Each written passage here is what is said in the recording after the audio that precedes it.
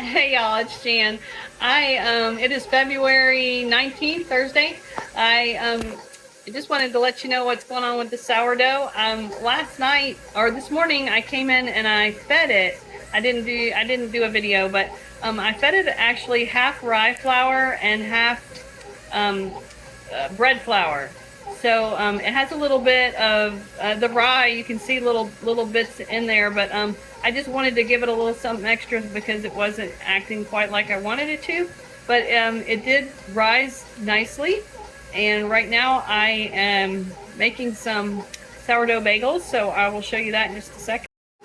So first off, this is what's left of my sourdough starter after I made this recipe. So I was going to try to see if you can see.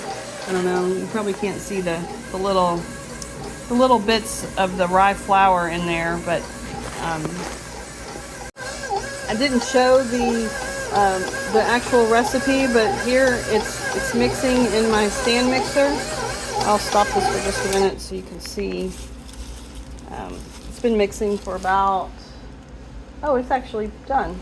It's been 10 minutes. So I'm going to take this out of here, but it feels really good.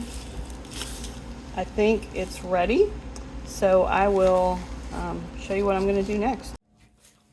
Okay, I've taken out my dough. It's got a really nice consistency. I've just kneaded it just a little bit. It feels really good. You can see, if you look real close, you can see the little specks from the rye flour. I think that's going to make really good bagels, though. I'm excited about this. So I've got a greased bowl here, and I'm just going to stick this in here and roll it around a little bit and let this sit. It's supposed to sit for an hour, I believe. Again, I'll post the recipe in the comments, but and we'll just let this sit and see what happens. Alrighty, we have got our dough. It's been more like almost 2 hours because I got busy, and it has probably doubled in size. Okay, sorry about that. I did get busy again, so it's had a chance to rise just a little bit more, which is good. And it looks really good. It's puffed up, so I'm just going to punch it down. I don't know if you need to do that with sourdough. It feels different than regular dough. It looks good. And what I'm going to do, I'm going to show you how I cut this into, just going to kind of, oh yeah, it's got nice bubbles. Oh, this is fun. I just kind of fold it over itself. This has a very different consistency than what I'm used to with regular bread dough.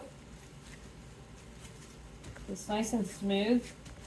So I'm just going to take my little cutter here.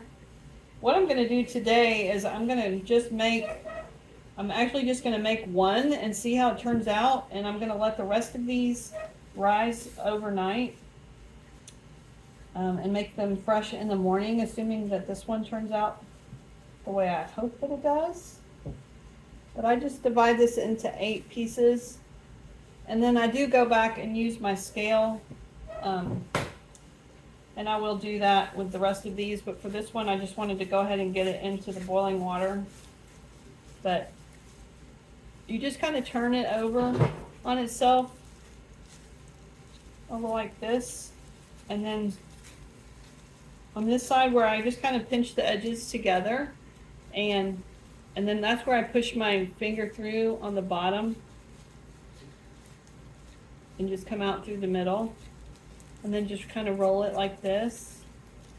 Now this one's I didn't do that quite like I like to. But I've already got my water boiling. And so I'm going to show you how these look floating in the water. There's my little bagel. I'll pause this for just a minute. Okay, I'm trying to position this so you can see what I'm doing, but I've got my water boiling, and this recipe called for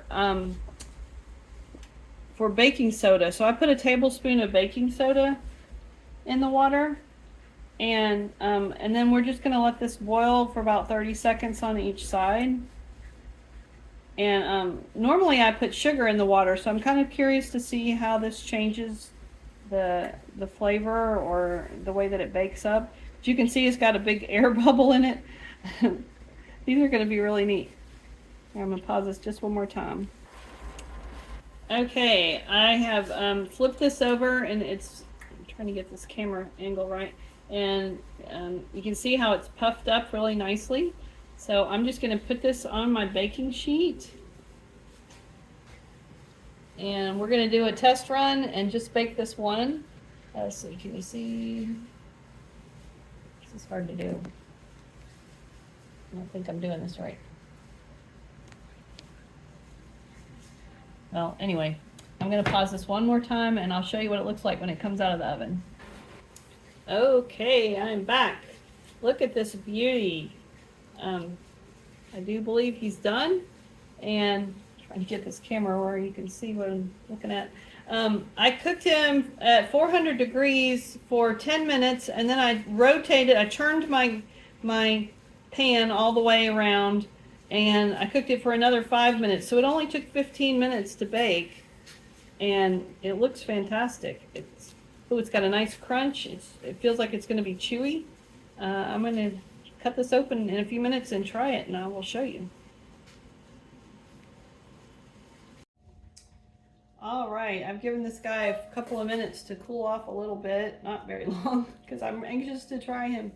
So I'm going to just cut him in half, make sure he's done all the way, because it really didn't cook very long. It is a little bit doughy in the middle, so maybe it needed to cook just a little bit longer. But I'm going to take off a little piece and try it. Yeah, it's still a little doughy. That's good to know. That's why I did a practice one. I'm going to put just a little bit of cream cheese on him. I'm more interested in the flavor.